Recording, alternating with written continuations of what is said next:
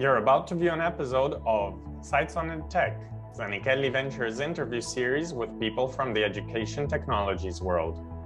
I am your host, Luigi Morino, and in this episode I interviewed Dora Palfi, co-founder and CEO of imagiLabs, an EdTech company making products that empower girls to create with technology. Here is the interview. So I'm very happy to be speaking with Dora today. Thank you for joining us, Dora. Thank you for having me. So first of all, could you explain what imagiLabs is, please? For sure. So at imagiLabs, we're on a mission to unlock the tech industry's full potential by encouraging and equipping young women, girls between the age 8 to 14 to gain coding skills. And our tools focus on all genders. So it's actually a gender inclusive coding education tool, but with the big mission to bring more diversity into the industry. Right. Okay. And how do you do this? What is imagiLabs? What are the parts and components that make up imagiLabs? Yes. So based on my research during my master's degree, some of my biggest findings were that young girls really enjoy learning about new concepts when they feel tangible, creative, and social. Obviously, kids like to do things with their friends. And so we came up with the concept of a mobile-first solution, because obviously kids are also always on their phones, that allows learning to code in a creative way, where you actually have a community where you can share your coding projects. And we also have a hardware component to our solution, which allows our users to actually bring their code to life in the real world. And well, we call it sort of a smart accessory. Maybe I can even show it. Yeah, please. I have the box of the Charm right here. And then this is the gadget itself. I could turn it on and then it wakes up and ready to be coded. And so this is what kids actually program, so you can display all sorts of cool projects. This is an Among Us character. This is a melting ice cream. And we see that kids love to share these, just showing their friends, but also wearing this gadget on their backpacks. And then the sort of core of where the learning happens is through our software and curriculum. So like I said, first we started out with a mobile first solution. So we have an app, which I'm also gonna dig into a bit later, where you're learning to code and are able to see what other kids are creating. And then we also have like proper content, actually like delivering learning outcomes, because we believe that you both need sort of like the confidence that you can create with code, but also some skills and learning that you can like ground your confidence in. And then finally, we also have sort of like an educational arm to all of this. So we do work with educators because we see that in order to reach kids of all backgrounds, this really opens up a large potential. So that sounds amazing, by the way. I really like the innovative approach of using this this gadget to kind of make kids interested in seeing the output of learning to code. So do they program the gadget through their phone? Right. So we have what we call the imagiCoding game, which is essentially a mobile game that anyone can download on Android or iOS. The iOS app is our flagship app, as we call it. And there is sort of learning games and kids can start creating. And actually, in fact, you can start to learn and become part of the community just having the app. And then the hardware is sort of like an add-on that makes the experience more fun. But in fact, only about a third of our users actually have the device, and the rest of them just use the software on its own. Okay, I see. And this is fully mobile, or is it also possible on web, on desktop? Yeah, so we started out with a mobile first solution. As you see, it works really well in sort of like a consumer context or kids using it on their own in their free time. But because we've seen a lot of interest from educators, we have now developed what we call like an edu offering, which works on the browser, and that's more suitable for classroom use. And also, yeah, it has a lot of sort of like education friendly features to it. Okay, I see. What about the pricing? How does it work? Is it subscription based? Do kids have access to the coding lessons or gamified lessons through subscription, and then they can also purchase the charm, the hardware component gadget? And how about in the case of educators utilizing? Can you give us a whole breakdown of all of these various options? Yes, of course. I mean, we are a startup and constantly evolving how we charge and what we charge for, to be completely frank. Obviously, having a hardware component makes it very straightforward. If selling a physical good, people purchase physical goods. So we have that component to it. And so the imagiCharm, when it comes to consumers, it's available for $99, and that is on our web shop, on Amazon, various other options. And so as it is right now, actually, the consumer app is completely free. So we don't have any monetization there yet. That is for the future. But we have focused a lot more now on how to deliver value to our educators. And with our new platform, we have an annual plan, which includes our growing library of teaching resources. So beyond just sort of like creative games where kids can, learn as it fits their kind of mood. Instead, we have like very structured sort of guides for teachers to follow and proper learning outcomes that are even aligned to various standards. And so this growing library of resources for educators is accessible through like an annual plan. But our educator offering is also sort of like a freemium. So just using the platform, that is accessible for all. Wow, okay, a lot of free content. Wow. And do you ship the gadget to the whole world? Is it purchasable anywhere? Well, technically, yes, but we are focusing on, or like what we see, our largest market is the United States.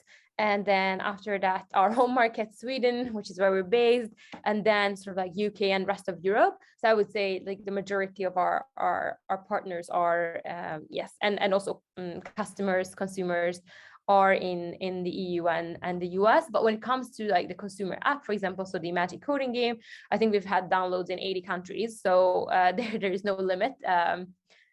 It's been really global. I have to say, I did go and take a sneak peek on Amazon, and I did notice you got quite a couple of purchases from quite a few purchases from China as well. Have you thought about penetrating that market too? Of course, it's always an interesting one. I think with the kind of design and look and feel of it, Asia could be a really good market. So, there's definitely huge potential for growth with our product. Sure. But it's good to concentrate as well on one area specifically. So I know you wanted to show us, the introduction demo of imagiLabs. So can we take a look, please? Of course.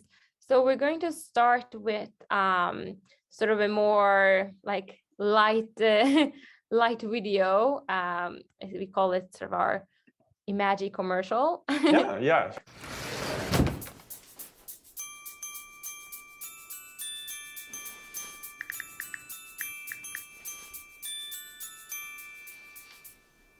This is a imagiCharm. It doesn't just help you make up your mind. It lets you express your creativity, your style, or your affection.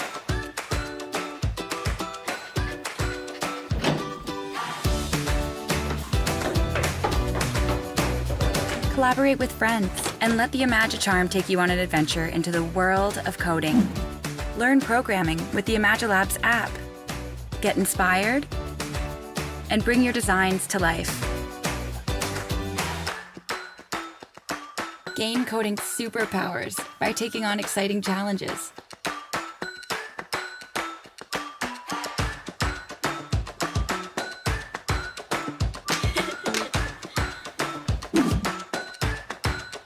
Come up with new, creative ways to express yourself. And make all your coding dreams come true.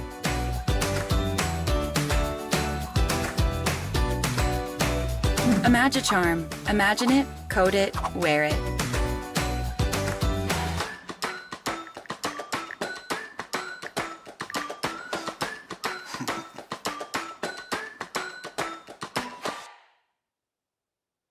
Wow, I love that. That must have been one of the best commercials I've seen amongst the many companies we've interviewed. That's really, really well done. Actually, in fact, since several of our viewers are startuppers or are thinking of starting an EdTech startup, I'll ask you a very practical question here. Who took care of building that commercial? That's a really good one. So it might be good information for some of our viewers and listeners. Yeah, well, I must say, maybe this is going to be more of an insight into just like starting a startup, like straight out of college, both being very resourceful, and I've also been very proactive at like tapping into my networks. So I, even though we're based here in Sweden, I studied at an American university for my bachelor's at NYU Abu Dhabi. And the good thing about this school was that I had friends, because it was a liberal arts program, who were like film majors, you know, even though I was a science or like computer science and neuroscience student. And so I actually just reached out to friends of mine that I knew were sort of filmmakers. And I ended up like myself going in person and spending, I think, 3 full days on finalizing the details and actually filming it. But it was a really fun project to do, and lots of iterations in the script. But yeah, I actually ended up working with sort of friends, but I can recommend them. So yeah, you might get some emails after this interview asking who made the commercial. Can you please introduce? So, I think it's like when you're a small startup, you can't just like go to a professional like firm and be like, make a good commercial for us, because I think it's so much like I was so involved with every tiny detail, you know, like which project are we putting on the imagiCharm, like it has to be aligned. And so I think in the beginning, like it was really important that I'm there and are able to kind of like put my have my input on what is the story we're trying to tell here. Yeah. This makes sense.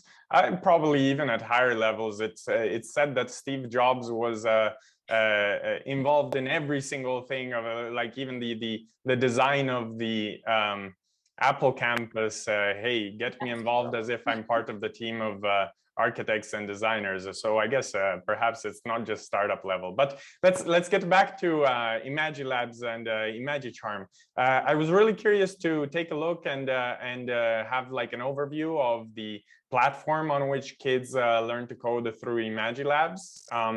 Can we take a look at that? Yes, exactly. So I'm just going to share here the Imagi coding game. And then hopefully this will show now. So here we have landed on one of the pillars of the Imagi coding game, which is the actual coding games. So these levels where you learn to code in an interactive way. So for example, if I go to level 7, which is the first level where we start to introduce sort of the concept of variables. So assigning a color here to the I variable, and you're still, so we're always coding in this so-called matrix, but you have like a very sort of guided and hints-driven interactive tutorial where you don't really have to read. So for example, if I make a mistake, I start getting more and more hints. And so we've seen this is very helpful because we're creating something for kids, right? And also like not having to use so much language makes it easier to be international and global. And so on every level, the idea is that while you're kind of like acquiring certain coding knowledge, you're also always end up with some kind of really cute surprise pixel art. So in this level, you actually created a bunny, and I will just jump out of here and show you that once I finish this level, if I had the project code here, and like you see, here is the project with the bunny, I can again turn on my imagiCharm. And then if I connect to it via Bluetooth, then it will actually show up here. So here is the bunny on the imagiCharm. So it really came to life. And sorry, sorry, if you can just hop off screen sharing, we can actually see that better. I think that's really cute. Really nice to show. Here is the bunny. There you go. Yes. Exactly.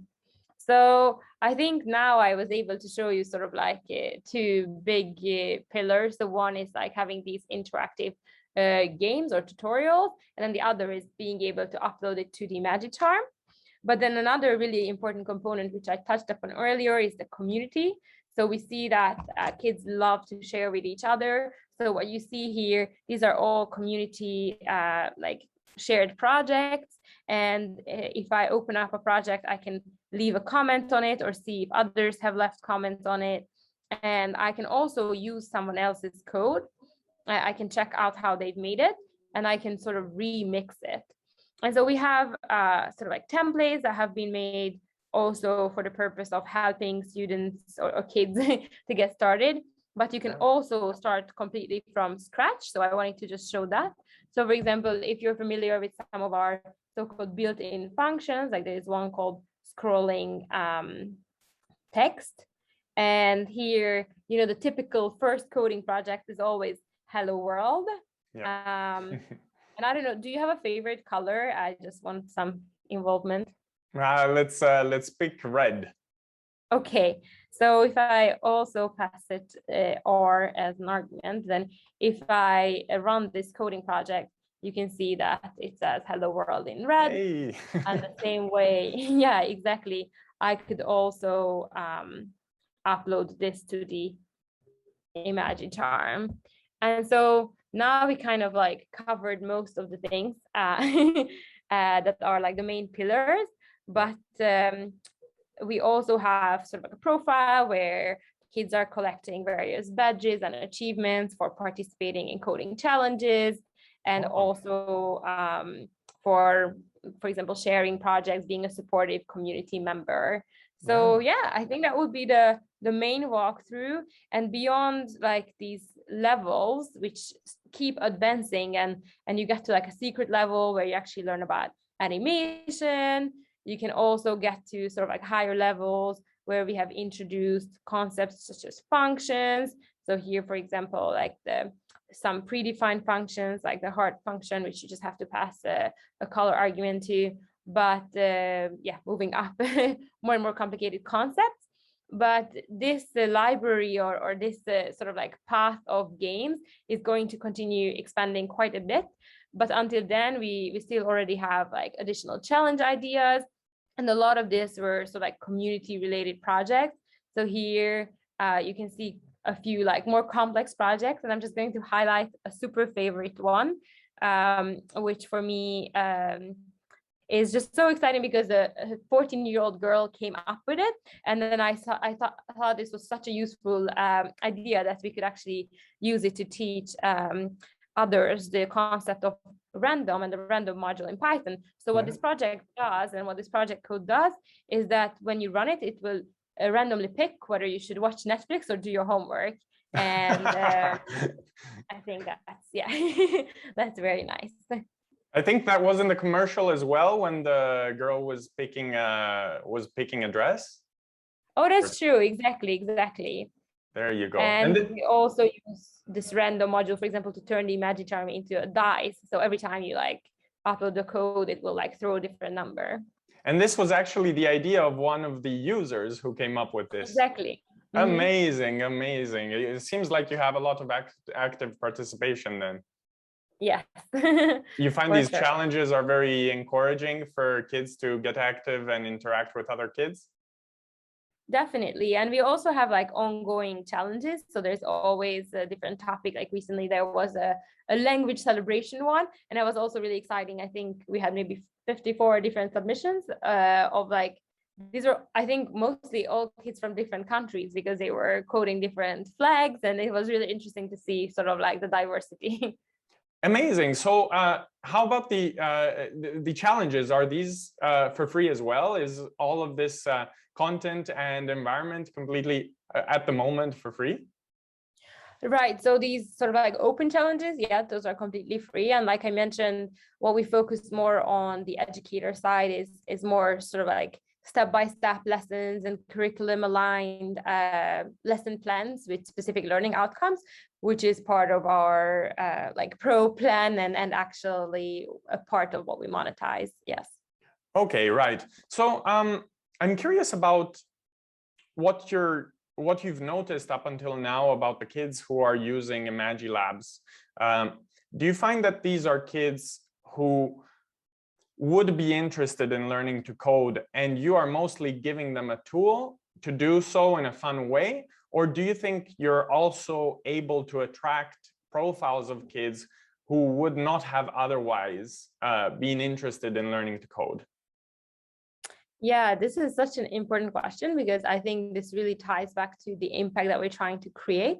Because if you're only reaching the kids who are already interested in, or like they know they want to be coding, then you're not really creating such a big impact. So actually, when we started out with imagiLabs, and we've done a lot of user testing and sort of like focus groups as well, and yeah, just various sessions. We saw that the sort of feedback on how intuitive, how fun, how interesting it was has been the same from like kids and girls who have wanted to do coding before, and the ones who had no interest in coding. And so for us, that has been really, really important, that it actually is just as interesting for girls and kids who would not be interested in coding otherwise. And so I think that's where like we have a really big opportunity to make a change. Of course, I think you still have a bias that oftentimes, for example, the parents who would find out about us would be parents who would be interested in pushing their kids towards coding. But then what we've seen is when we are, for example, like exhibiting at the Technical Museum here in Stockholm, and it's just like kids coming in large groups, they just look at this and think it's a game. And so I think for us, that's been really important, that also if you look at our App Store reviews, it's like, oh, what a fun game. And so the word coding doesn't necessarily even come up. It's more just about creating art and expressing yourself. And so I think that is really important for us also for the future, to sort of like keep that like feeling around it. Is that a strategy to not make the kids feel like this is somewhat of a homework? Yes, like a bad attempt. Like you see them every now and again in school or whatnot, like these poor attempts at creating some minor gamification of some homework, and kids like see that immediately. They're like, no, you're still trying to get to the same thing, even though you're presenting it in a gamified way. So is this really like the strategy to avoid this from happening? Yes, exactly. Like you're touching on so many important things. I think I love this book, The Theory of Fun in Game Design, and kind of like the idea that fun is just another way of learning, and like boredom is the opposite of learning. Like you can't really learn if you're bored. And I think gamification, so just like adding like a sugar coating layer onto something boring, is very outdated, and especially for kids, it doesn't work. Yeah. And so what you have to come up with is more of, or what we looking at is like a game-based learning experience. So really the core play has to be like playful. So actually those levels that I showed you that were interactive, we had a lot of trouble with the first versions that we designed, because the first versions you had to read, it was very cumbersome, and we had really really heavy drop-off rates. But then since then, like every single level, like more than 90% of the people who start, actually more than 95, actually finish it. And so that was really important for us, because right, like you can't just like throw rewards on top of something boring, but actually the learning experience has to be sort of fun in its own as well. So yeah, that is something we have really strong opinions about. I think this is, yeah, something very interesting to talk about. What are these revisions and these fine tunings that you've gone through in how you've adapted the platform, the product, and whatnot throughout time? Can you give us a few concrete examples, even minor ones? You mentioned a major one, namely not making it feel like it's just sugarcoating with gamification. Okay, do you have other good examples to share?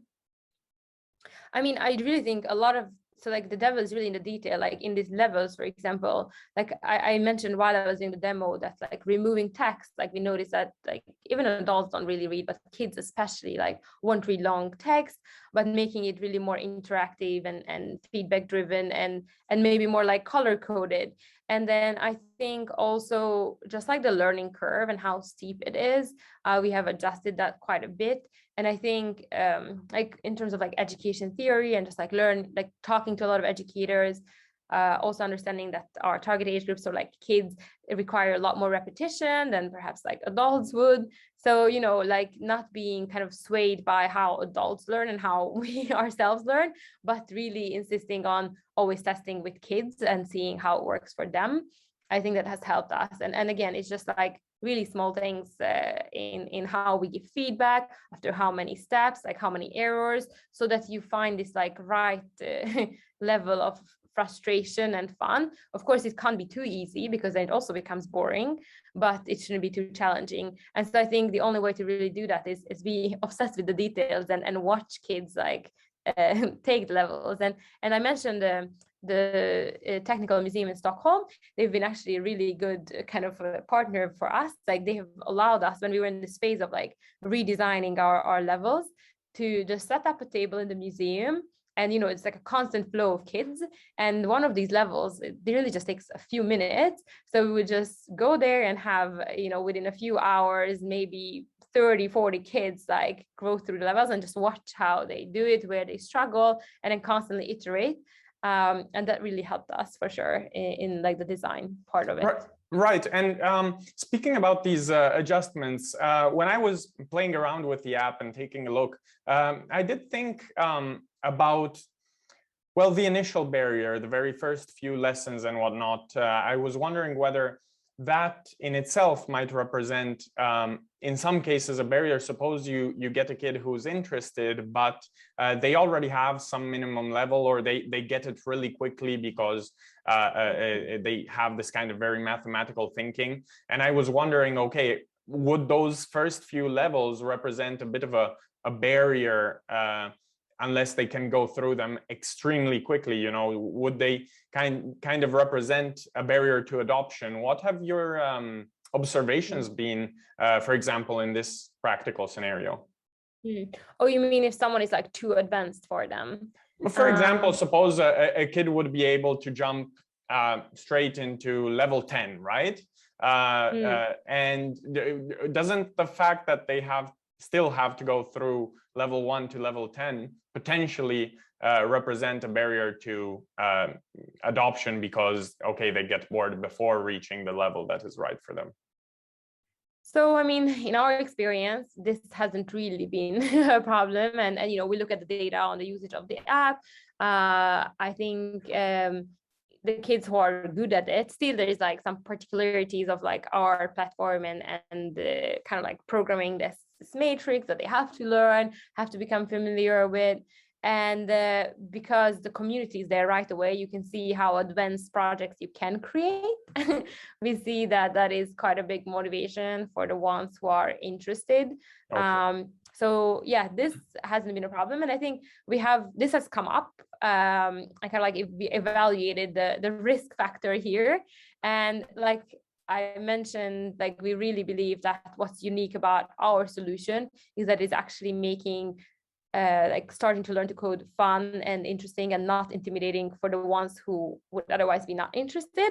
And so I think, you know, with everything startups, like you just have to be really kind of like focused on like your goal and like how are you special? Sure. And, you know, like EdTech markets and tools for teaching to code, of course, it's quite crowded. But then if you have like a very unique value proposition, which in this case we do, then that's what you have to be really good at. And of course, with that, you might lose some people, but that is, you know, one size fits all doesn't work. So kind of we made that decision. Yeah. This makes total sense. Going back to the gamification difference between sugarcoating with a little bit of gaming and the risk of kids noticing the educational component and being drawn off from it, if this is the case, because I think kids are eager to learn. So what really drives them off is not the educational component, but precisely that it has been poorly gamified, or perhaps that a little bit of rebellious spirit, so they feel like tricked from their parents to do like something. It might be a scenario such as that, I guess. But delving back into this, have you found it hard to compete with purely educational apps, purely educational games that kids can download on iPhones, iPads, and whatnot? You mean purely educational in the sense that, like, sorry, parents...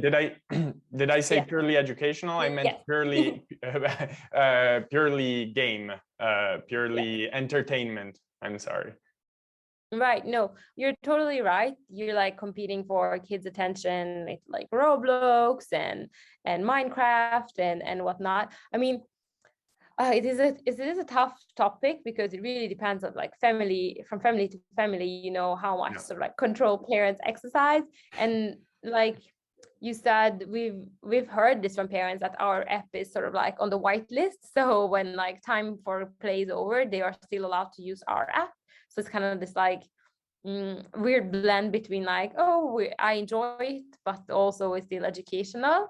So I think that is just sort of the reality of it, that we know that we are competing to some extent for attention with those apps. So, I mean, I actually often say that I think like the gaming industry has just like figured out so much about how to like motivate people and kids. So I think it would be, you know, we should be just using that to actually motivate kids to do something useful for them as well. So we have to hold ourselves to the same standards, and we have to like be as rewarding, and that is extremely challenging, of course. But I really see that that's the opportunity for the future. And I mean, video games and games are still quite, you know, they hasn't been around for hundreds of years, and so I think there is just so much opportunity to actually using them for good.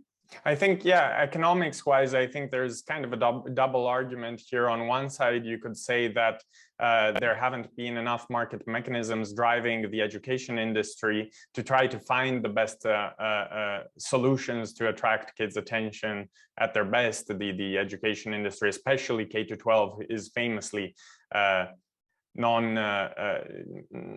so involved in market mechanisms, being mostly public in many countries. And now finally EdTech markets might be starting to change this a little bit, although with some difficulties, of course, and it's going to take time. On the other hand, there might be a counter argument in saying, well, pure gaming industries have less targets to reach. They only want kids' attention to let them have fun, whereas a education game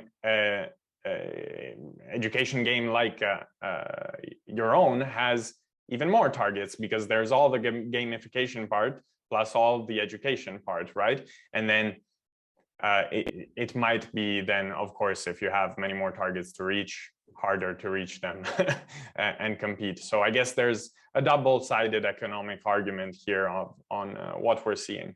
But yeah, hopefully EdTech markets are opening this scenario up, including what you are doing. I was wondering about the Eduplatform, the platform that teachers are using as well. Would we be able to jump in and take a look at that? And Yes. How does it actually work? Is it has it mostly been adopted by teachers, individual teachers? Is it private schools mostly? Have you been able to get public schools involved? Just an overview of how you're going about developing this side of the business.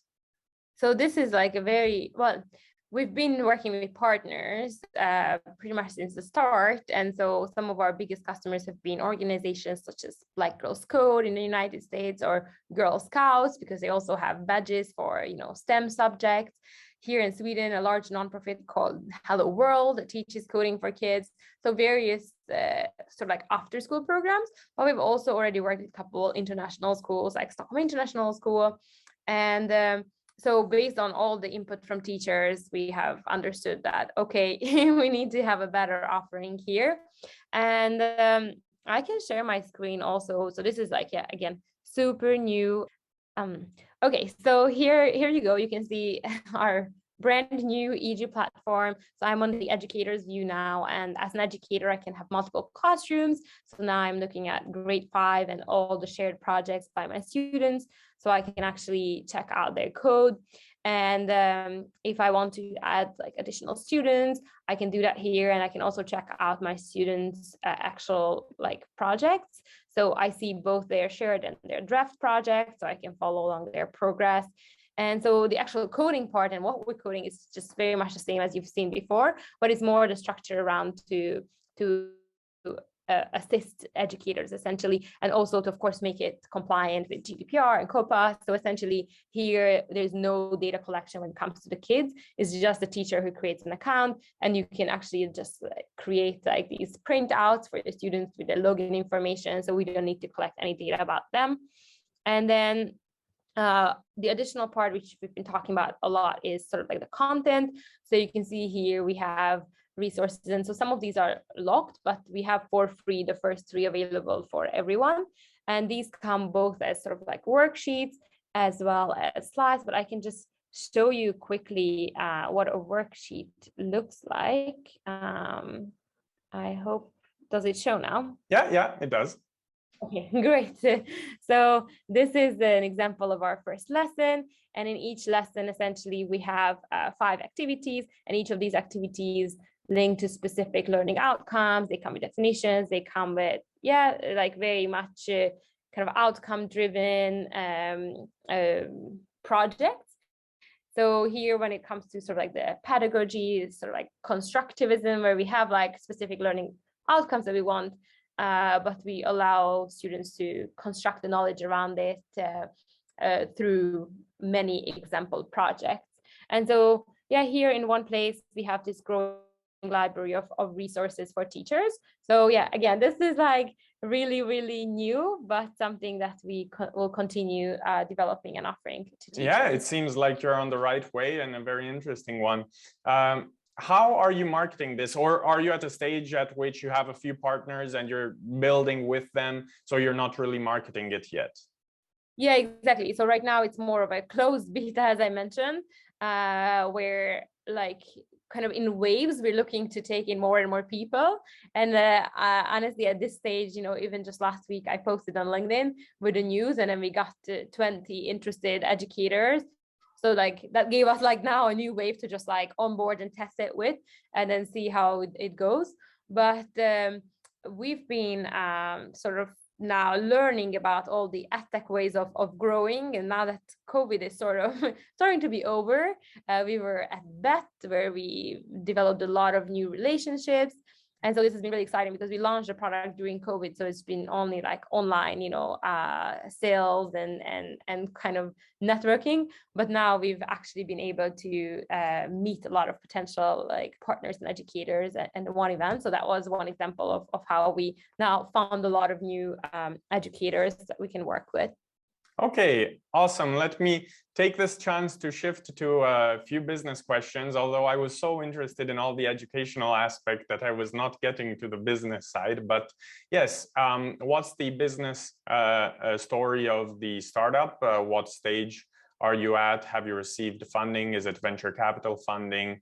And so on. Yeah, so far we have received about 1.2 million euros in funding, and the majority of that was around 750,000 from investment, like equity investment, and the rest was through various grants, so also some soft funding. But when it comes to the investment, actually so far it's only been angel investors, and we've been lucky to get some larger angel investors, which allowed us to take the business further before like being expected to like just focus on growth, which I think helped us a lot in really finding like strong product market fit.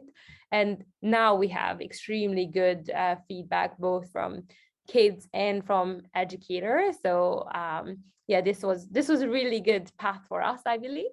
But now that we've been on the market, gaining some traction and kind of validation, we'll be looking to scale also further with venture capital financing. Sorry. And it seems like you're thinking of, you're already thinking about differentiating your revenue resources so that you will keep the imagiCharm as one revenue source, but also you were saying the education platform is already, well, it's beta, but it's already being shaped as a subscription. Exactly, but we already have, but we already have paying customers on it. Which is, exactly, it's a really exciting kind of development on our end.